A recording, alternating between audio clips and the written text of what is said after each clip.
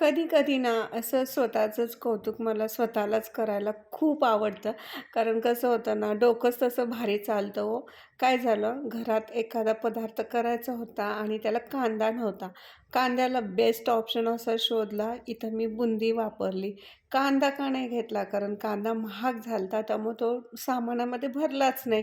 परंतु करायचे तर होते कांदा पोहे आणि कांदे तर लागतातच तुम्हाला माहिती आहे.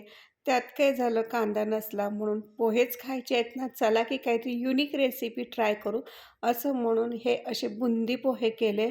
अक्षरशः तेव्हापासून हे घरामध्ये आमचे एकदम फेमस झाले. आता विचारावं लागतं कांदा पोहे करू की हे चटपटीत असे बुंदी पोहे करू? नावच झालं आमच्या घरामध्ये या पोह्याचं की चटपटीत पोहे. नवीन पोह्याने जणू जन्मच घेतला. असो, खरं ही रेसिपी एकदम भारी जमली. आंबट, तिखट, गोड सगळ्या चवीची मिक्स अशी ही झटपट बनणारी रेसिपी आपल्या वेदिका रेसिपी चॅनलवर आहे. नक्की बघा. आवडली तर सबस्क्राईब पण करा.